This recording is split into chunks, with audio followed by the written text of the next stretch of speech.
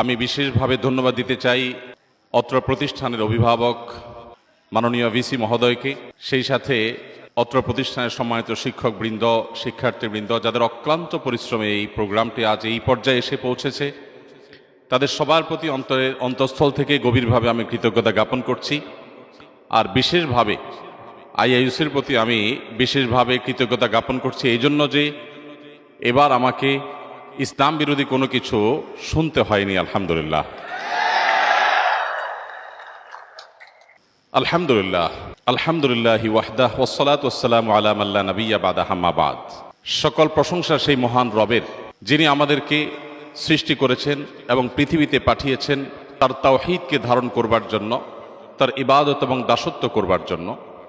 দুরূদ এবং সালাম নাজিল হোক সর্বকালের সর্বশ্রেষ্ঠ সেই মহামানবের প্রতি, যিনি বিশ্ব মানবতাকে মুক্তির পথ দেখিয়েছেন, যিনি বিশ্ব মানবতার কাছে সবচেয়ে বড় আদর্শ, অনুপম দৃষ্টান্ত, সবচেয়ে বড় আইডল, যিনি শুধুমাত্র নীতিবাক্য শুনিয়ে ক্ষান্ত হননি, তার প্রতিটি নীতিবাক্যের বাস্তবায়ন তিনি নিজে হাতে পৃথিবীর মানুষকে করে দেখিয়ে তারপর দুনিয়া থেকে গত হয়েছেন। আল্লাহুম্মা সাল্লি আলাইহি, আল্লাহুম্মা বারিক আলাইহি। সময়ত উপস্থিতি, আমি সংক্ষিপ্ত সময়ের মধ্যে যে বিষয়ে কথা বলতে চাই সেটি হলো সিরাতে রাসূলের আয়নায় তারুণ্য। আমরা অনেকেই জেনে থাকব আমাদের প্রিয় নবী সাল্লাল্লাহু আলাইহি সাল্লাম তার জীবনে তার আশেপাশে প্রবীণ এবং নবীনদের অপূর্ব সমন্বয় সবসময় তিনি সাধন করে চলতেন। তার সভাসদ থেকে নিয়ে ব্যক্তিগত জীবন পর্যন্ত প্রতিটি স্তরে যদি আপনি লক্ষ্য করেন, আপনি দেখতে পাবেন একদিকে যেমন ছিলেন আবু বকর, ওমর, ওসমানের মতো সিনিয়র ব্যক্তিবর্গ, অপরদিকে আপনি দেখতে পাবেন আব্দুল্লাহ ইবনে ওমর, আব্দুল্লাহ ইবনে আব্বাস, আব্দুল্লাহ ইবনে মাসউদ রিদওয়ানুল্লাহি তাআলা আলাইহিম আজমাইনের মতো তরুণ সাহাবীদের দিয়ে তার পুরো সভাসদ আলোকিত অলঙ্কৃত থাকত। প্রিয় নবী সাল্লাল্লাহু আলাইহি ওয়াসাল্লাম তার বিশেষ মনোযোগ ছিল সবসময় তরুণদের প্রতি, তারুণ্যের প্রতি। তার হাদিসের যে ভান্ডার আছে সেখান থেকে আপনি দেখবেন জীবনের অন্য কোনো সময় নিয়ে, সেটা শৈশব হোক কিংবা বার্ধক্য হোক অথবা পরিণত বয়স হোক, অন্য কোনো সময় নিয়ে প্রিয় নবী সাল্লাল্লাহু আলাইহি সাল্লাম এতগুলো কথা বলেননি যতগুলো কথা বলেছেন তারুণ্যকে ঘিরে। আপনি দেখবেন আমাদের প্রিয় নবী সাল্লাল্লাহু আলাইহি সাল্লামের বিভিন্ন হাদিসে তিনি ইয়া মা'শারাশ শাবাব, হে তরুণ সম্প্রদায় বলে আলাদাভাবে তরুণদেরকে তিনি অ্যাড্রেস করে কথা বলেছেন। আপনি দেখবেন না যে তিনি মধ্যবয়সী মানুষদেরকে আলাদা করে অ্যাড্রেস করে বলেছেন হে মধ্যবয়সী মানুষেরা, হে বৃদ্ধা নারীরা, হে বৃদ্ধ পুরুষেরা। এভাবে নবী করিম সাল্লাল্লাহু আলাইহি সাল্লাম সাধারণত সচরাচর সম্বোধন করে কথা বলতেন না। প্রিয় নবী সাল্লাল্লাহু আলাইহি সাল্লামের কতখানি মনোযোগ ছিল আপনাদের প্রতি, আমাদের প্রতি, বিশেষভাবে তার মনোযোগ ছিল তারুণ্যের প্রতি। এটি তার তরুণদেরকে বিশেষভাবে অ্যাড্রেস করে করে, সম্বোধন করে করে মায়াভরা কণ্ঠে বিভিন্ন নসিহা এবং দিক নির্দেশনা যে দিয়েছেন সেখান থেকে দিনের আলোর মতো পরিষ্কার। আজ আমরা দেখতে পাই কোথাও হয়তো প্রবীণদের প্রায়োরিটি, আবার কোথাও হয়তো নবীনদের প্রায়োরিটি। প্রিয় নবী সাল্লাল্লাহু আলাইহি সাল্লাম সেই মানুষ ছিলেন যার ব্যক্তিগত জীবন থেকে নিয়ে তার সভাসদ পর্যন্ত, তার সমস্ত পর্যায়ে এমনকি রণাঙ্গনেও নবীন এবং প্রবীণদের অপূর্ব সমন্বয় তিনি সাধন করতেন। যেখানে নবীনদের প্রয়োজন সেখানে নবীনদেরকে তিনি নেতৃত্ব দিতেন, যেখানে প্রবীণদের প্রয়োজন সেখানে তিনি প্রবীণদেরকে সেই কাজে লাগাতেন। প্রিয় নবী সাল্লাল্লাহু আলাইহি সাল্লামের তরুণদেরকে ঘিরে যে সমস্ত হাদিসগুলো তিনি বলেছেন এগুলো অনেকগুলো আপনাদের জানা থাকার কথা। তিনি তারুণ্যের গুরুত্ব দেখাতে বোঝাতে গিয়ে বলেছেন ইগতানিম খামসান ক্বাবলা খামসিন, পাঁচটি বিষয় তোমাদের জীবনে হেলায় হারিও না, পাঁচটি বিষয়কে হেলায় হারাবে না। পাঁচটি বিষয় এগুলোর বিশেষভাবে তোমরা কদর করবে, মূল্যায়ন করবে, অবহেলায় অযত্নে যেন এই পাঁচটি সম্পদ তোমাদের জীবন থেকে হারিয়ে না যায়। তন্মধ্যে থেকে গুরুত্বের সাথে নবী সাল্লাল্লাহু আলাইহি সাল্লাম বলেছেন শাবাবাকা ক্বাবলা হারামিক, মনে রাখবে হে তরুণ, তোমার জীবনে হায়াত যদি থাকে, বেঁচে যদি থাকো পৃথিবীতে, একটা সময় বার্ধক্য আসবে। সো বার্ধক্য আসার আগে তোমার তারুণ্যের প্রতি তুমি খেয়াল রেখো, অর্থাৎ যৌবনের উচ্ছ্বালতায় উন্মাদনায় তুমি যেন সেটাকে নষ্ট করে ফেলো না। যত্রতত্র তোমার তারুণ্যকে ব্যবহার করো না। মনে রাখবে এই তারুণ্য অন টাইম, জীবনে একবার আসছে আর আসবে না। আলী রাদিয়াল্লাহু তাআলা আনহু তার একটি প্রসিদ্ধ কবিতা আছে, বাকাইতু আলা শাবাবিন ক্বাদ তাওয়াল্লা ফায়া লাইতাশ শাবাব লানা ইয়াউদু। তিনি তারুণ্য হারানোর পর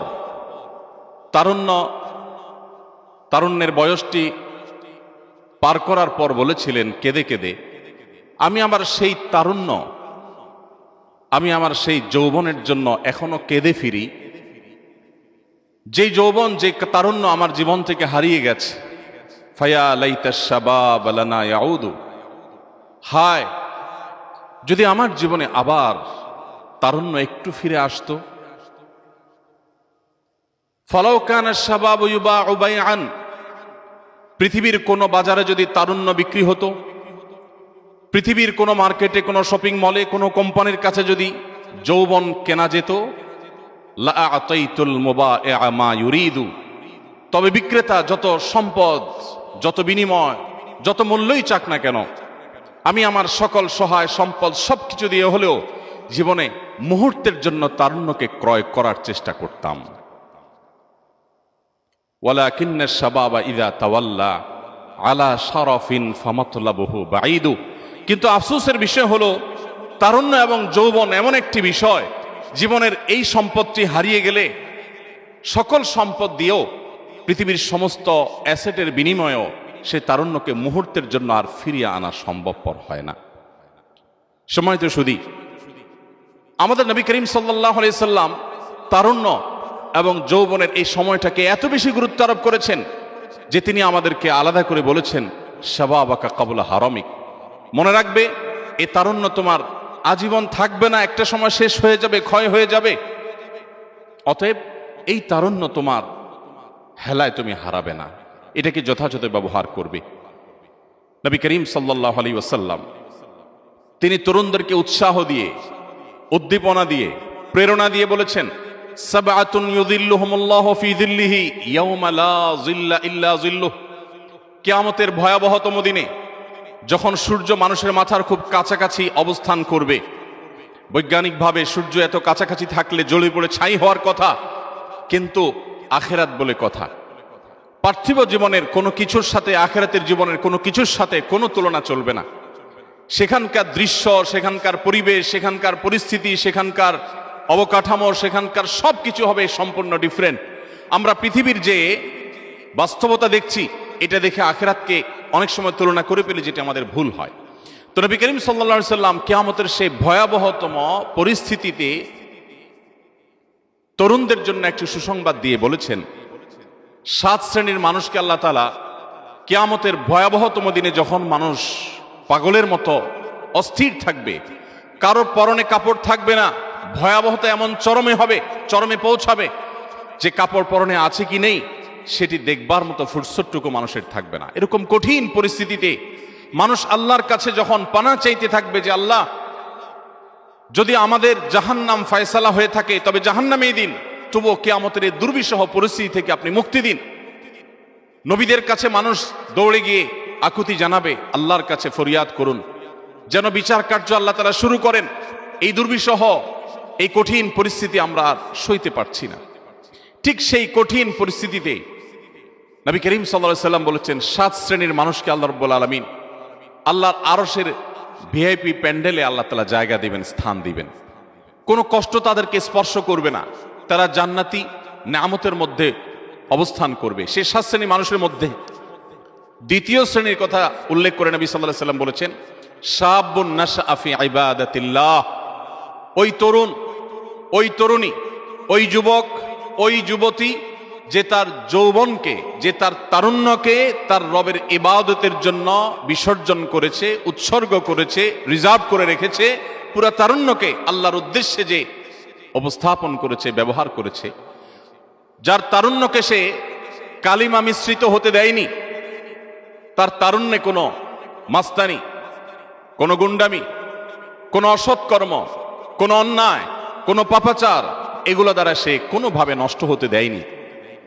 পরম যত্নে পরম আদরে যে তার জীবনের এই সবচেয়ে মূল্যবান অংশ, জীবনের সবচেয়ে ক্রিম টাইমকে যে সংরক্ষণ করতে পেরেছে, সেই তরুণদেরকে আল্লাহ রাব্বুল আলামিন কিয়ামতের ভয়াবহতম দিনে আরশের ছায়ার ভিআইপি প্যান্ডেলে স্থান দিবেন ইনশাআল্লাহ। আমরা সবাই সেই তরুণদের কাতারে শামিল হতে চাই তো ইনশাআল্লাহ। হে আরশের মালিক, আপনি আমাদের সবাইকে সেই তরুণদের কাতারে শামিল করে নিন। সময়ত উপস্থিতি, প্রিয় নবী সাল্লাল্লাহু আলাইহি সাল্লাম তরুণদের সতর্ক করে বলেছেন, মনে রাখবে কিয়ামতের ভয়াবহতম দিনে কয়েকটি প্রশ্নের উত্তর দেয়া ছাড়া কোনো মানুষ আপন পা নাড়াতে পারবে না। কাউকে তার দুটি পা নাড়াতে দেয়া হবে না যাবত না সে কয়েকটি প্রশ্নের উত্তর আল্লাহর কাছে না দিতে পারবে। এর মধ্য থেকে ওয়ান শাবাবিহি ফিমা আবলাহ, একটি প্রশ্ন করা হবে প্রত্যেক মানুষকে যে তোমার তারুণ্যকে, তোমার যৌবনকে তুমি কোন কাজে ব্যয় করেছো, তোমার যৌবনের অর্জন কি, তোমার তারুণ্যের অর্জন কি। এই প্রশ্নের উত্তর দেওয়া ছাড়া কোনো মানুষ তার দুটি পা নাড়াতে পারবে না। আপনি আপনার তারুণ্যে কি করছেন, আপনি আপনার যৌবনে কি করছেন, এই প্রশ্ন উত্তর আপনাকে দিতে হবে। প্রিয় নবী সাল্লাল্লাহু আলাইহি সাল্লাম এইভাবে তার জীবনের বাঁকে বাঁকে ক্ষণে ক্ষণে তারুণ্যকে স্মরণ করেছেন, তারুণ্যকে অ্যাড্রেস করেছেন। তরুণদেরকে তিনি বিশেষভাবে মনোযোগ দিয়েছেন। তার বিশেষ এবং স্পেশাল ফোকাস ছিল তরুণরা। নবী সাল্লাল্লাহু আলাইহি সাল্লামের চারপাশে তরুণরা তাকে ঘিরে থাকতো। তার একান্ত সেবক ছিলেন একজন তরুণ, আনাস ইবনে মালিক রাদিয়াল্লাহু তাআলা আনহু। তার ইলমের ধারক, সবচেয়ে বেশি দোয়া পেয়েছেন যিনি, তিনি ছিলেন আরেকজন তরুণ, আব্দুল্লাহ ইবনে আব্বাস রাদিয়াল্লাহু তাআলা আনহু, যার জন্য তিনি দোয়া করে বলেছিলেন, আল্লাহুম্মা আল্লিমহুল কিতাব, আল্লাহ তাকে আপনি কোরআনের জ্ঞান দান করুন। তার আদর্শকে সবচেয়ে বেশি ধারণ করা মানুষদের মধ্য থেকে একজন, তাকে সবচেয়ে বেশি ভালোবাসা মানুষগুলোর মধ্য থেকে একজন, তার সুন্নাতের সবচেয়ে বেশি আঁকড়ে ধরা মানুষগুলোর একজন ছিলেন, তার অত্যন্ত আদরের একজন মানুষ ছিলেন আরেকজন তরুণ, তার নাম ছিল আব্দুল্লাহ ইবনে ওমর রাদিয়াল্লাহু তাআলা আনহু। নবী করিম সাল্লাল্লাহু আলাইহি সাল্লাম এভাবে তরুণদের ঘেরাওর মধ্যে থাকতেন। প্রবীণরা যেমন থাকতো, নবীনরা থাকতো, বৃদ্ধরা যেমন থাকতো, ঠিক একইভাবে তরুণদেরকে নবী করিম সাল্লাল্লাহু আলাইহি সাল্লাম বিশেষ গুরুত্ব দিতেন। সময়ত উপস্থিতি, নবী করিম সাল্লাল্লাহু আলাইহি সাল্লাম আব্দুল্লাহ ইবনে মাসউদ রাদিয়াল্লাহু তাআলা আনহুকে একবার উৎসাহ দিয়ে বলেছিলেন, প্রেরণা দিয়ে বলেছিলেন, ইন্নাকা গোলামুন মুআল্লিম, হে আব্দুল্লাহ, তুমি একজন শিক্ষক যুবক, যে মানুষকে জ্ঞান বিতরণ করো। আপনারা জানেন ইলমে ফিকহের, ইসলামী ফিকহের অন্যতম দুইজন দিকপাল, সাহাবীদের মধ্য থেকে অন্যতম দুইজন দিকপালের একজন ছিলেন আব্দুল্লাহ ইবনে মাসউদ রাদিয়াল্লাহু তাআলা আনহু, আরেকজন ছিলেন আব্দুল্লাহ ইবনে আব্বাস রাদিয়াল্লাহু তাআলা আনহু। এই আব্দুল্লাহ ইবনে মাসউদ রাদিয়াল্লাহু তাআলা আনহু তিনি তখন যৌবন পেরিয়ে পরিণত বয়সের দিকে যাচ্ছেন, ইসলাম গ্রহণ করেছেন। নবী করিম সাল্লাল্লাহু আলাইহি সাল্লাম তাকে এমন প্রেরণা দিয়েছেন, পরবর্তীতে তিনি মুআল্লিমুস সাহাবা, সমস্ত সাহাবীদের বা অন্য সাধারণ সাহাবীদের শিক্ষকে তিনি পরিণত হয়েছেন। নবী করিম সাল্লাল্লাহু আলাইহি সাল্লামের প্রেরণায় একজন তরুণ, তিনি কিয়ামত পর্যন্ত আগত মানুষের কাছে রেফারেন্স ব্যক্তি হিসেবে অনন্য এক আসনে আসীন হয়েছেন। আজও ইসলামী ফিকহের গুরুত্বপূর্ণ বিষয়ে আব্দুল্লাহ ইবনে মাসউদ রাদিয়াল্লাহু তাআলা আনহুর মতামতকে গুরুত্বের সাথে স্মরণ করা হয়। ওই যে নবী সাল্লাল্লাহু আলাইহি সাল্লাম তার তারুণ্যে তাকে উৎসাহ দিয়ে বলেছিলেন, ইন্নাকা গোলামুন মুআল্লিমুন, আপনি এমন একজন, তুমি এমন একজন যুবক যে যার ভিতরে মানুষকে শিক্ষাদান করার প্রবণতা আছে, তুমি মানুষকে শিক্ষাদান করো, জ্ঞান বিতরণ করো, তোমার ভিতরে শিক্ষকতার প্রবণতা আছে। নবী সাল্লাল্লাহু আলাইহি ওয়াসাল্লাম নিজেও বলেছেন, বুইসতু মুআল্লিমা, আমি শিক্ষক হয়ে পৃথিবীতে এসেছি, মানুষকে গাইড করা আমার কাজ। সম্মানিত উপস্থিতি, আবু মুসা আশআরী রাদিয়াল্লাহু তাআলা আনহুর নাম সম্ভবত আমরা সবাই শুনেছি। আবু মুসা আশআরী রাদিয়াল্লাহু তাআলা আনহুর কণ্ঠ অনেক সুন্দর ছিল। নবী করিম সাল্লাল্লাহু আলাইহি ওয়াসাল্লাম এই তরুণকেও প্রশংসা করে প্রেরণা দিয়ে দাউদ আলাইহিস সালামের বংশধরের, দাউদ আলাইহিস সালামের যে কণ্ঠ ছিল, সে কণ্ঠের মাধুর্য যে আল্লাহ তাআলা তাকেও দিয়েছেন, তাকে সে কথা বলে অনুপ্রাণিত করেছেন। অর্থাৎ এভাবে নবী সাল্লাল্লাহু আলাইহি সাল্লাম বিভিন্ন সময় তারুণ্যকে উৎসাহ দিতেন, তিনি প্রেরণা দিতেন এবং তাদেরকে সাহস যোগাতেন। আরেকজন তরুণের নাম না বললেই নয়, আপনারা অনেকেই শুনে থাকবেন মুসআব ইবনে উমাইর রাদিয়াল্লাহু তাআলা আনহুর কথা। মুসআব ইবনে উমাইর রাদিয়াল্লাহু তাআলা আনহু, এই সাহাবী আমার জীবনে এত বেশি প্রভাব ফেলেছেন যে আমার ছেলেদের মধ্যে এক ছেলের নাম রেখেছি আমি মুসআব। নবী করিম সাল্লাল্লাহু আলাইহি সাল্লাম মুসআব ইবনে উমর রাদিয়াল্লাহু তাআলা আনহুকে মদিনায় পাঠিয়েছেন ইসলামের দাওয়াত দেওয়ার জন্য। আপনারা জানেন এত চমৎকার ভাবে নবী করিম সাল্লাল্লাহু আলাইহি সাল্লামের দূত হিসাবে, নবী সাল্লাল্লাহু আলাইহি সাল্লামের প্রতিনিধি হিসাবে মদিনাতে ইসলামকে এত সুন্দরভাবে উপস্থাপন করেছেন যে মদিনায় হিজরতের প্রেক্ষাপট রচনা করেন এই তরুণ সাহাবী, এবং তার মাধ্যমে মদিনার অনেক বড় বড় ব্যক্তিরা ইসলামের ছায়াতলে আসতে পারে।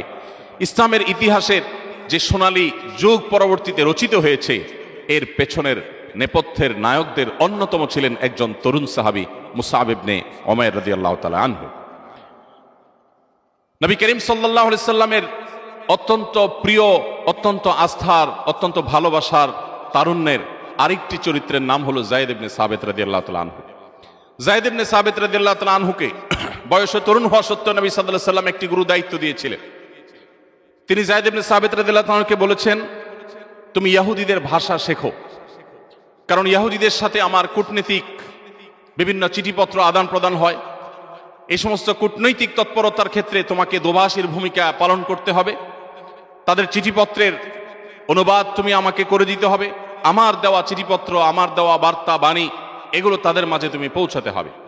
যায়েদ ইবনে সাবিত রাদিয়াল্লাহু তাআলা আনহু নবী করিম সাল্লাল্লাহু আলাইহি ওয়াসাল্লামের নির্দেশ পালন করে এই গুরু দায়িত্ব তিনি তার কাঁধে তুলে নিয়েছিলেন, এবং তিনি শিখেছিলেন ইহুদিদের ভাষা, এবং অত্যন্ত চমৎকার ভাবে নবী করিম সাল্লাল্লাহু আলাইহি ওয়াসাল্লামের দোভাষীর কাজ করেছিলেন। বয়সে তিনিও কিন্তু একজন তরুণ ছিলেন। সময়ত উপস্থিতি, নবী করিম সাল্লাল্লাহু আলাইহি সাল্লাম মক্কা বিজয়ের পর যখন মক্কা থেকে তিনি বাহিরে যাবেন, মক্কা রাষ্ট্রের দায় দায়িত্বগুলো বুঝিয়ে দেওয়ার জন্য তিনি বেছে নিয়েছেন একজন তরুণকে। সেই তরুণের নাম হলো আত্তাব ইবনে উসাইদ রাদিয়াল্লাহু তাআলা আনহু। অনেক বৃদ্ধ আরো অন্য বয়সের মানুষ থাকা সত্ত্বেও এমন একজন তরুণকে আমাদের প্রিয় নবী সাল্লাল্লাহু আলাইহি সাল্লাম মক্কায় তার প্রতিনিধি হিসাবে রাষ্ট্র পরিচালনার দায়িত্ব দিয়েছিলেন, যার বয়স 20 বা 21 ছিল। বিভিন্ন ঐতিহাসিকরা বলেছেন 21ও তার বয়স তখনও পরিপূর্ণ হয়নি। এরকম একজন টকবগে যুবককে তিনি মক্কায় তার প্রতিনিধি হিসাবে পুরো দায়িত্ব তার কাঁধে তুলে দিয়ে তারপর নবী সাল্লাল্লাহু আলাইহি সাল্লাম সেখান থেকে গিয়েছেন।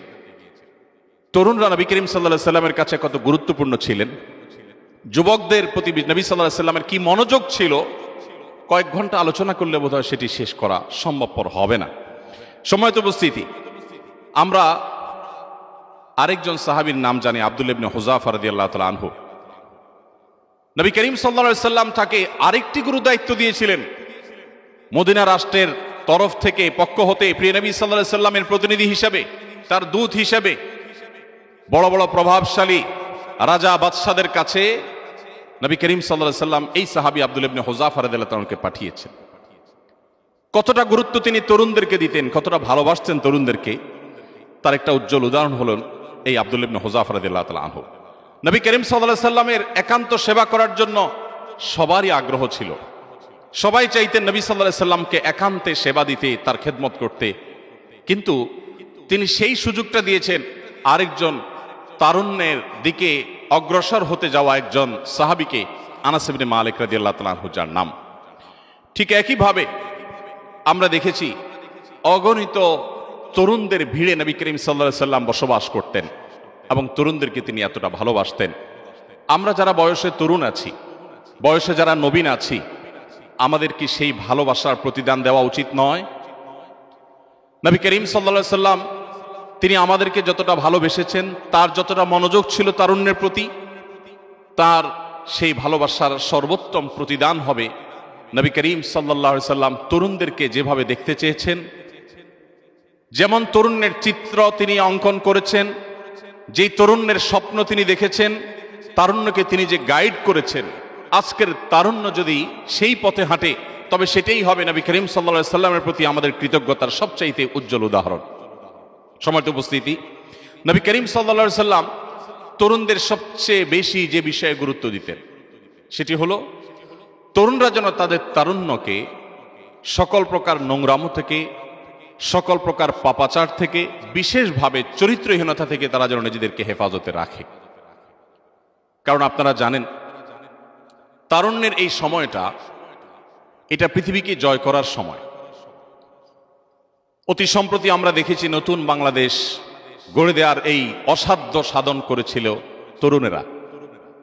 তরুণরাই আমাদের সামনে থেকে নেতৃত্ব দিয়েছে এবং পুরো কাজটির শুরু থেকে শেষ পর্যন্ত সহস্তে সুসম্পাদন করে ছেড়েছে তরুণেরা। আবারও প্রমাণ হলো তার মাধ্যমে যে তরুণরা জাগলে পৃথিবী জেগে যাবে। বিশেষ করে মুসলিম তরুণরা যদি জাগ্রত হয়ে যায়, তারা যদি সচেতন হয়ে যায়, তাহলে আজ গোটা পৃথিবীতে মুসলমানদের যে দুরবস্থা আমরা দেখতে পাচ্ছি, এর কোনো কিছুই থাকবে না, ছিটেফোঁটাও থাকবে না। মুসলমানদের অবস্থা পরিবর্তনের জন্য তরুণদেরকে জাগতে হবে, তরুণদেরকে নড়েচড়ে বসতে হবে, তাদের আত্মপরিচয় তাদেরকে খুঁজে বের করতে হবে। সময়ত উপস্থিতি, আজ আক্ষেপ হয় সেই তারুণ্যের প্রতি, যে তারুণ্য পশ্চিমা সভ্যতা, পশ্চিমা কৃষ্টি এবং কালচারের প্রভাবে মাথা নুয়ে ফেলে, যে সেখানে নিজেকে বিক্রি করে ফেলে, যে তার জীবনকে, যৌবনকে পশ্চিমা তারুণ্যের প্রভাবে তাদের মধ্যে হারিয়ে ফেলে। আমার অত্যন্ত কষ্ট হয়, আফসোস হয় সেই তারুণ্য দেখে। মনে রাখবেন, আপনি তাদের বংশধর, আপনি তাদের সন্তান, যারা তাদের তারুণ্যের পুরো সময়টাকে সর্বোত্তম ব্যবহার করে গোটা বিশ্ব চরাচরকে তারা জয় করেছেন। আপনি সে আব্দুল ইবনে ওমরের সন্তান, আপনি সে আব্দুল ইবনে আব্বাসের সন্তান, আপনি সে আবু হুরায়রা রাদিয়াল্লাহু তাআলা আনহুর সন্তান, আপনি সে ওমরের সন্তান। সম্মানিত উপস্থিতি, আজ মুসলিম তারুণ্য আমরা আমাদের আত্মপরিচয় আমরা ভুলে গেছি। আমরা জানি না আমরা সেই নবীর উম্মত, যেই নবী আমাদের যৌবনকে, আমাদের তারুণ্যকে সকল প্রকার নোংরামো, সকল প্রকার দুশ্চরিত্র থেকে সংরক্ষণ করবার জন্য সবচেয়ে বেশি গুরুত্ব আরোপ করেছেন। কারণ একজন যুবক যদি তার যৌবনের সমস্ত চাহিদাগুলোকে আল্লাহর আদেশ এবং নিষেধ দ্বারা নিয়ন্ত্রণ করতে পারে, ফিল্টার করে চলতে পারেন, এই যুবক, তার দ্বারা বিশ্ব জয় করা সম্ভব। আমার আফসোস হয় আজ সেই যুবককে দেখে, যে যুবক একজন খেলোয়াড়, যিনি বিশ্বময় অনেক বেশি পরিচিত, পপুলার, এরকম কোন তারকা খেলোয়াড়কে যদি কেউ পুলিশের সমস্ত ব্যারিকেড, সমস্ত বাধা ডিঙ্গিয়ে মাঠের মধ্যে গিয়ে যদি আলিঙ্গন করে ফেলে, তার সাথে সেলফি তুলে ফেলে, তাহলে তাকে আমরা সাহসী যুবক আখ্যায়িত করি। আমরা মনে করি সে অনেক কিছু করে ফেলেছে, অথচ আমরা ভুলে গেছি আমরা সেই সাহাবীদের সন্তান, নবী করিম সাল্লাল্লাহু আলাইহি সাল্লাম যাদের তারুণ্যকে হাতে গড়ে এমন ভাবে তৈরি করেছিলেন, যারাই অর্ধ পৃথিবীকে মুসলমানদের পায়ের নিচে এনে ছেড়েছিলেন। আমরা ভুলে গেছি আমরা তাদের সন্তান, আমাদের আদর্শ হয়ে গেছে এখন পশ্চিমারা। সময়ত উপস্থিতি, নবী করিম সাল্লাল্লাহু আলাইহি সাল্লাম আমাদের এই তারুণ্যকে সংরক্ষণ করবার জন্য, বিশেষ করে আমাদের এই তরুণ বয়সে, যৌবন বয়সে বিবাহ বহির্ভূত সম্পর্ক না করবার ব্যাপারে তিনি এত বেশি গুরুত্ব আরোপ করেছেন যে এই একটি বিষয়ের মধ্যে একজন মুসলিম তরুণের উন্নতি, অগ্রগতি কতটুকু হবে না হবে, তার দ্বারা মুসলিম মিল্লাতের কতটুকু উপকার হবে না হবে, তা নিরূপণ হয়ে যায় তার তারুণ্যে, তার যৌবনে তিনি তার চরিত্রকে কতটা হেফাজত করতে পেরেছেন বা পারেননি তার উপরে। দেখুন, গোটা পৃথিবী আজ আপনাকে বলবে ধর্ষণ করা যাবে না, পাশবিক নির্যাতন করা যাবে না। পৃথিবীর সমস্ত সভ্যতায় সেটা অপরাধ, মহা অপরাধ, শাস্তিযোগ্য অপরাধ, ঘৃণ্য কর্ম। কিন্তু কিভাবে এই পাশবিক নির্যাতন, এই ধর্ষণ থামানো যায়, সেই কথা পৃথিবীর কোন সভ্যতা আপনাকে খুব বলিষ্ঠভাবে বলতে পারবে না। মুহাম্মদ সাল্লাল্লাহু আলাইহি সাল্লামের শরীয়ত আপনাকে বলে দিবে তার উপায়। সমাজ যখন বকে যায়, তখন সেটাকে নিয়ন্ত্রণ করার জন্য মানুষ ভাবে, আর আল্লাহ প্রদত্ত ওহীর জ্ঞান দ্বারা যারা পরিচালিত হয়, তাদেরকে আল্লাহ রাব্বুল আলামিন আগে থেকেই, সমস্যা সৃষ্টি হওয়ার আগে থেকেই বাঁধ দেওয়ার শিক্ষা দিয়েছে। নবী করিম সাল্লাল্লাহু আলাইহি সাল্লাম তার অত্যন্ত স্নেহের একজন তরুণ সাহাবী আলী রাদিয়াল্লাহু তাআলা আনহুকে বলেছিলেন, ইয়া আলী, লা তুতবি'আন নাযরাতান নাযরাহ, তুমি কোনো অপাত্রে যে নারীর প্রতি দৃষ্টিপাত করা তোমার জন্য হারাম করা হয়েছে, তোমার কল্যাণার্থে, তোমার সমাজের সুস্থ স্বাভাবিক বিকাশের স্বার্থে যে নারীর দিকে তোমাকে, তার সৌন্দর্য তোমাকে অবলোকন করতে নিষেধ করা হয়েছে, তুমি ইচ্ছাপূর্বকভাবে তার দিকে তাকাবে না, এবং যদি প্রথম দৃষ্টি তোমার পড়ে যায়, দ্রুততার সাথে নিজেকে সংযত করে নিবে, কারণ এটি তোমার জন্য হালাল নয়। দেখুন, নবী করিম সাল্লাল্লাহু আলাইহি সাল্লাম বলেছেন, মানুষের চোখ দেখে প্রথমে জেনা লিপ্ত হয়, এরপর তার মনের জেনায় সে লিপ্ত হয়, এরপর সে চূড়ান্ত জেনার পথে, ব্যভিচারের পথে সে হাঁটে এবং পথ মাড়ায়। এভাবে নবী করিম সাল্লাল্লাহু আলাইহি সাল্লাম তারুণ্যের চরিত্রকে হেফাজত করার কথা বলেছেন। তিনি যুবকদেরকে লক্ষ্য করে বলেছেন, ইয়া মাশারাস শাবাব, হে তরুণ সম্প্রদায়েরা, মান ইসতাতা মিনকুমুল বাআতা ফালইয়াতাজাওয়াজ, তোমাদের চরিত্রকে হেফাজত করবার জন্য, তোমাদের চরিত্রকে সংরক্ষণ করবার জন্য, কালিমা থেকে মুক্ত রাখবার জন্য তোমাদের যাদের সাধ্য সামর্থ্য আছে তারা যেন বিবাহ শাদী করে।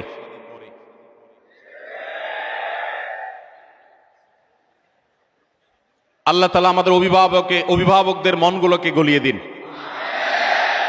আমাদের বাবা মাদের আল্লাহ তাআলা সুমতি দান করুন। মাশাআল্লাহ, আমি কি আলোচনার সবচেয়ে গুরুত্বপূর্ণ অংশে উপনীত হলাম? মাশাআল্লাহ, ঠিক আছে। আল্লাহ রাব্বুল আলামিন সব অবিবাহিত ভাইদের বিবাহের ব্যবস্থা করে দিন, অবিবাহিত বোনদের বিবাহের ব্যবস্থা করে দিন। ভাইরা আমার, নবী করিম সাল্লাল্লাহু আলাইহি ওয়াসাল্লাম আমাদের চরিত্রকে হেফাজত করবার জন্য উপযুক্ত বয়স হওয়ার পর সামর্থ্য থাকলে বিয়ে করতে বলেছেন। যত জোরে জোরে আমিন আমিন বলেছেন, যত জোরে জোরে ঠিক ঠিক বলেছেন, ঠিক তত জোরে জোরে আপনাকে আপনার ক্যারিয়ার বিল্ড আপ করার জন্য আগাতে হবে। আপনি ছাত্র মানুষ, নিজেই বাপের হোটেলে খান, এবার একটা বিয়ে করে বউ এনে বাপের উপরে আরেকটা বোঝা চাপাবেন, এই অধিকার ইসলাম আপনাকে দেয় নাই। এবার ঠিকটা একটু আওয়াজ আসতে হয়েছে। পক্ষের ওয়াজ হলে সবাই জোরে জোরে ঠিক ঠিক বলে, বিপক্ষে গেলে আর ঠিক ঠিক বাইর হয় না। যাই হোক, তো ভাইরা আমার, খুবই গুরুত্বপূর্ণ ইস্যু। যেই যুবক তার যৌবনকালে যা দেখে তাতেই সে অস্থির হয়ে যায়, ব্যাকুল হয়ে যায়, নিয়ন্ত্রণহীন হয়ে যায়, আত্মনিয়ন্ত্রণ রাখতে পারে না, যেখানে সেখানে কাত হয়ে পড়ে, চিত হয়ে পড়ে, যেখানে সেখানে সে সারেন্ডার করে বসে এবং নিজেকে কোনোভাবে কন্ট্রোল করতে পারে না, আমি বলি এই যুবকদের দৃষ্টান্ত হলো ডায়রিয়ার রোগের মতো। কেউ ডায়রিয়া আক্রান্ত হলে সেটা যদি চরম পর্যায়ে পৌঁছে যায়, তখন তারা নিয়ন্ত্রণ ক্ষমতা থাকে না, আত্মনিয়ন্ত্রণ থাকে না, চাইলেও সে মন মতো, জায়গা মতো, সময় মতো তার কাজ সে সারতে পারে না। তো এই রোগের রোগীর মতো হলো ওই তরুণের অবস্থা, যে তরুণ যেখানে যা দেখে, মোবাইলে দেখেছে, কম্পিউটারে দেখেছে, বাইরে দেখেছে, ফেল ফেল করে চেয়ে রয়েছে, ওইদিকে পিছনে দৌড়ানো শুরু করে দিয়েছে, তার পড়ালেখা শেষ করে দিয়েছে, কেরিয়ার ছেড়ে দিয়েছে, বাপমা ছেড়ে দিয়েছে, সমাজ ছেড়ে দিয়েছে, দিন ধর্ম ছেড়ে দিয়েছে, সে পাগল পড়া হয়ে ঘুরছে। তো আবার আরেকটা দেখেছে, তো সেদিকে ছুটছে। যে যুবক এভাবে যা দেখে সেদিকেই ছুটে, যেখানে যায় সেখানে কাত হয়ে পড়ে, সব জায়গায় নিয়ন্ত্রণহীন হয়ে যায়, সে যুবকের দৃষ্টান্ত হলো ডায়রিয়া রোগীর মতো নিয়ন্ত্রণহীন। সিরিয়াস আলাপ। দেখুন, মুসলিম তরুণের দৃষ্টান্ত হলো যে সে পাহাড় সম দৃঢ়তার অধিকারী হবে, যেখানে সেখানে সে নিয়ন্ত্রণহীন হয়ে যাবে না, সে বৈধ আর অবৈধ খুঁজবে, সে তার বুক ভরার সমস্ত ভালোবাসাগুলোকে জমিয়ে রাখবে তার বৈধ সঙ্গী সঙ্গিনীর জন্য। দেখুন, পৃথিবীর সমস্ত সভ্যতা আপনাকে বলবে যে তুমি বিবাহ করেছো, এই অবস্থায় তুমি আরেকজন নারীর সাথে, বা কোনো নারী তিনি বিবাহ করেছেন, তিনি আরেকজন পুরুষের সাথে যদি সম্পর্ক রাখে, এই সম্পর্কটা অবৈধ, এটা পৃথিবীর সমস্ত সভ্যতাই স্বীকার করে। ইসলাম তার চাইতে আরো এক কাঠি এগিয়ে।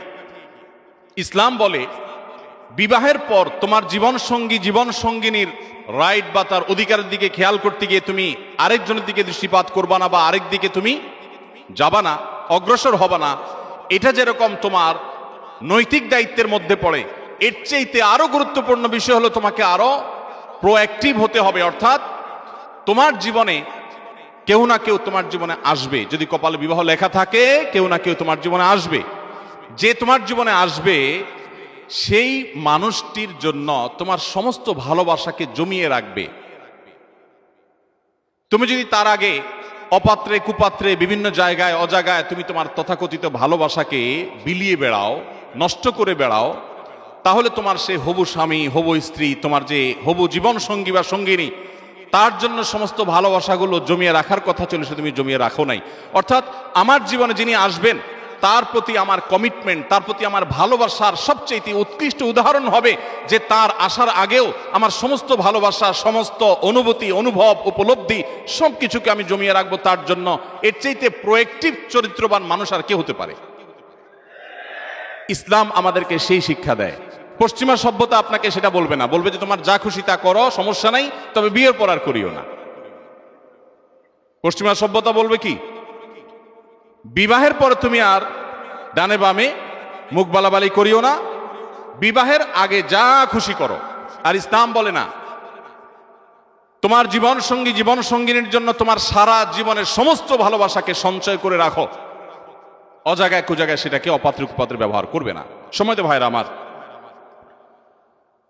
আমরা আজ অনেকেই পশ্চিমা সভ্যতা, পশ্চিমা কৃষ্টি কালচারের দ্বারা এত বেশি প্রভাবিত হয়ে গেছি যে তাদের সব কিছুকে আমরা গায়ে মাখানোর চেষ্টা করছি, তাদের সমস্ত কৃষ্টিগুলোকে আমরা এখানে আমদানি করার চেষ্টা করছি। আমরা ভুলে গেছি যে আমরা মুসলমান, আমরা বাঙালি, আমরা বাংলাদেশি।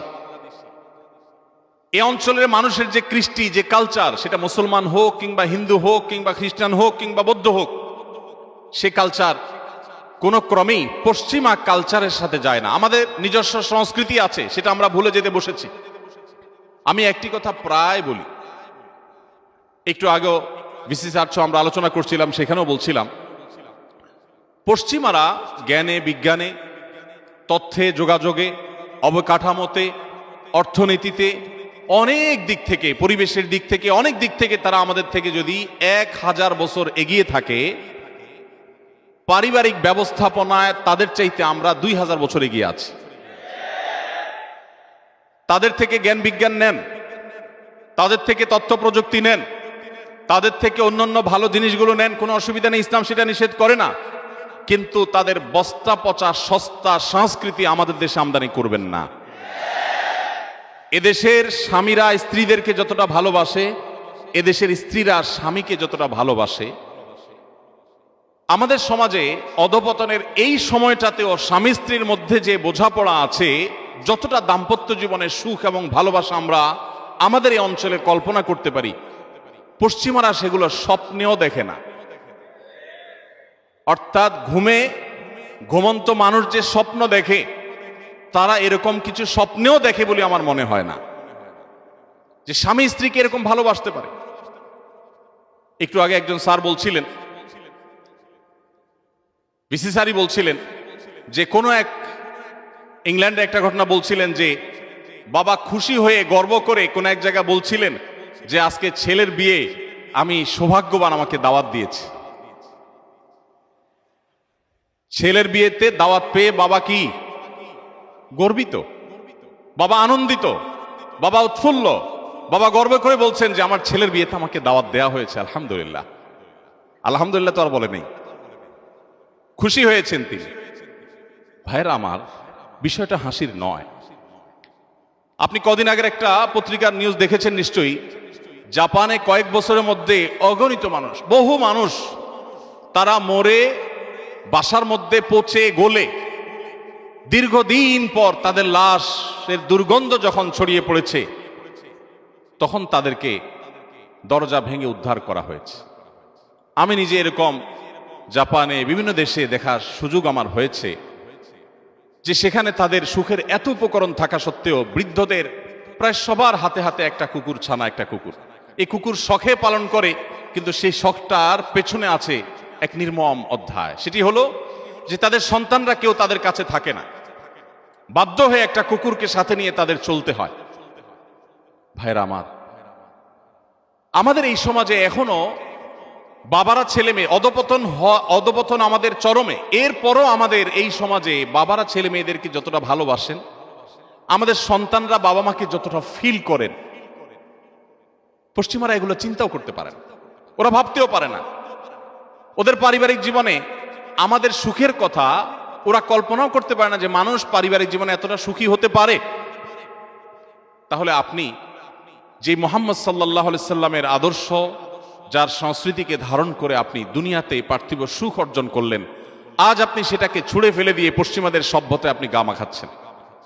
এর চাইতে বড় দুর্ভাগ্যজনক আর কোনো অধ্যায় হতে পারে না। এই জন্য সম্মানিত ভাইরা, আমি আপনাদেরকে বলতে চাই, আসুন প্রতিজ্ঞা করি আমাদের চরিত্রগুলোকে আমরা সংরক্ষণ করব, হেফাজত করব। মনে রাখবেন, আপনি আপনার পার্থিব উন্নতি অগ্রগতির প্রয়োজনে, আপনার কেরিয়ারকে ভালো করবার জন্য এবং আল্লাহ রাব্বুল আলামিনের প্রিয় পাত্র হওয়ার জন্য, ভালো মুসলমান হওয়ার জন্য, সাহসী যুবক হওয়ার জন্য, সফল মানুষ হওয়ার জন্য আপনার এই যৌবনের পুরো সময়টুকু নিয়ে সকল ধরনের অবৈধ সম্পর্ক থেকে, হারাম রিলেশন থেকে আপনাকে বাঁচিয়ে রাখতে হবে। এখনকার যুবকদের মধ্যে সেরকম যুবক পাওয়া সোনার হরিণ হয়ে গেছে, যে যুবক তার যৌবনকে দুশ্চরিত্র থেকে হেফাজতে রাখতে পারে। এরকম যুবক পাওয়া, এরকম যুবতী পাওয়া এখন সোনার হরিণ হয়ে গেছে। একটি কথা আমি বিভিন্ন জায়গায় বলার চেষ্টা করি, সেটি হলো, স্রোতের তালে গা ভাসানোর জন্য কোনো যোগ্যতার প্রয়োজন হয় না। যে কেউ স্রোতের তালে তালে গা ভাসাতে পারে। সমাজে সবাই যেটা করে এটা করতে যোগ্যতার প্রয়োজন হয় না। স্রোতের বিপরীত দিকে হাঁটতে যোগ্যতার প্রয়োজন হয়, শক্তির প্রয়োজন হয়। অতএব আমরা কি স্রোতের তালে তালে চলবো না স্রোতের বিপরীতে চলবো? আল্লাহ তাআলা আমাদের সবার সমস্ত আমলগুলোকে কবুল এবং মঞ্জুর করুন। আমাদেরকে প্রিয় নবী সাল্লাল্লাহু আলাইহি সাল্লামের সেই তরুণ সাহাবীদের মতো আদর্শবান তরুণ হওয়ার তৌফিক দান করুন।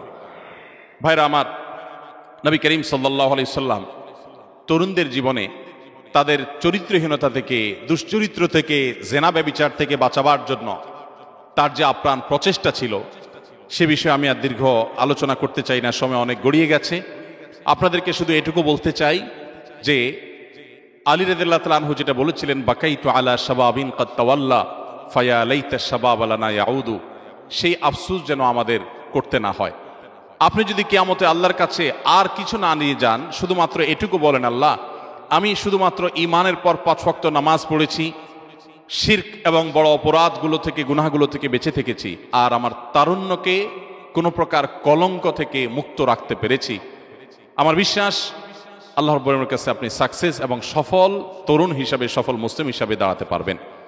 ডক্টর খন্দকার আব্দুল্লাহ জাহাঙ্গীর রহমতুল্লাহ আলাইহি বলতেন, আমার মতো দাড়ি পাকা যুবক, তিনি তার কথা বলতেন যে আমার মতো দাড়ি পাকা বৃদ্ধ, আমি যদি রাত জেগে তাহাজ্জুদের নামাজ পড়ি তাতে যে পরিমাণ সওয়াব পাবো, তোমরা তরুণরা শুধুমাত্র 5 ওয়াক্ত নামাজের পাশাপাশি তোমাদের তারুণ্যকে যদি নষ্টামি থেকে, নোংরামি থেকে, ব্যভিচার থেকে, হারাম রিলেশন থেকে বাঁচাতে পারো, তো আমার বিশ্বাস আমার মতো বৃদ্ধের তাহাজ্জুদের চাইতে অনেক বেশি আল্লাহর প্রিয় পাত্র তোমরা হতে পারবে। তো আপনারা চেষ্টা করবেন তো ইনশাআল্লাহ? আল্লাহ রাব্বুল আলামিন আমাদের সবাইকে, আমাদের তারুণ্যকে সকল ধরনের নষ্টামি থেকে, নোংরামি থেকে, অবৈধ সম্পর্ক থেকে বাঁচাবার তৌফিক দান করুন। ভাইরা আমার, বিশেষভাবে আপনাদেরকে আমি অনুরোধ করব, কোরআনে কারীমের সূরা ইউসুফ আপনারা একটু পাঠ করবেন। ইউসুফ আলাইহিস সালাম কিয়ামত পর্যন্ত আগত সমস্ত তরুণদের জন্য কোরআনের দেওয়া সবচেয়ে উত্তম উদাহরণ, সবচেয়ে ভালো দৃষ্টান্ত। তিনি কিভাবে তার তারুণ্যকে হেফাজত করেছিলেন।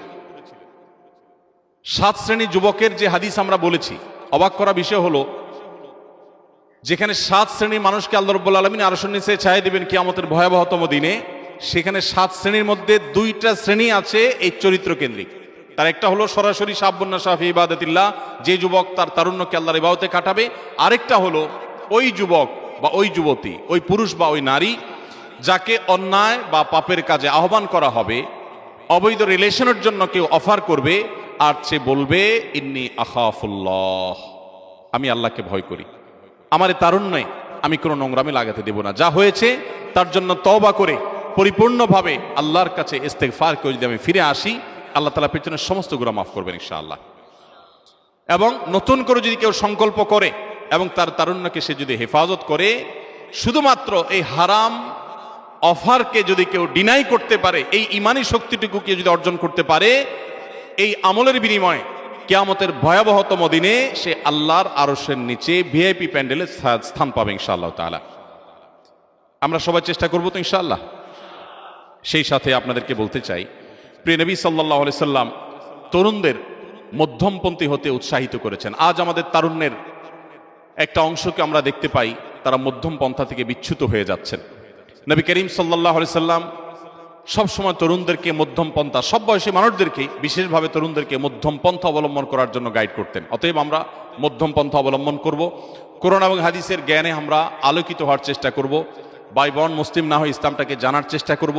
বিশেষ করে আন্তর্জাতিক ইসলাম বিশ্ববিদ্যালয় চট্টগ্রাম বাংলাদেশের বেসরকারি বিশ্ববিদ্যালয়গুলোর ভিতরে এমন একটি বিশ্ববিদ্যালয়, যে বিশ্ববিদ্যালয়ের পরিবেশ, যার ভেতরের অংশ আমার ঘুরে ঘুরে দেখার সুযোগ হয়েছে, যেটা দেখার পর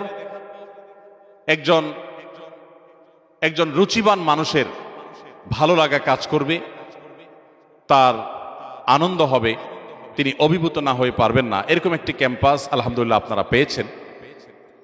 আমি আপনাদের প্রতি উদাত্ত আহ্বান রাখতে চাই, যারা বিশেষ করে জেনারেল সাবজেক্টগুলো নিয়ে পড়াশোনা করছেন তাদেরকে বলতে চাই যে আপনারা ইসলামকে জানার এই সুবর্ণ সুযোগ হাতছাড়া করবেন না।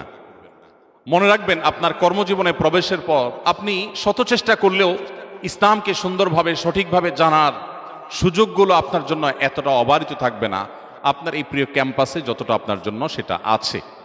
অতএব আপনাদেরকে আমি বিনীতভাবে আহ্বান করতে চাই যে আপনারা ইসলামকে ভালোভাবে জানুন, জন্মসূত্রে মুসলিম না হয়ে জ্ঞানে জেনে শুনে এবং কোরআন হাদিসের আলোকে মুসলিম হওয়ার চেষ্টা করবেন। সেই সাথে যারা দাওয়া ডিপার্টমেন্টে আছেন, আল কোরআন, আল হাদিস বা অন্যান্য ডিপার্টমেন্টগুলোতে আছেন, তাদেরকে বলতে চাই যে এখানে আপনার অন্যান্য ছাত্র ভাইরা যারা আছেন, যারা অন্যান্য ডিপার্টমেন্টে আছেন, সাধারণ সাবজেক্টগুলো নিয়ে পড়াশোনা করছেন, তাদের মধ্যে দাওয়াতি কাজের এই সুবর্ণ সুযোগ আপনাদের জীবনও আরেকবার পাওয়া কঠিন হবে।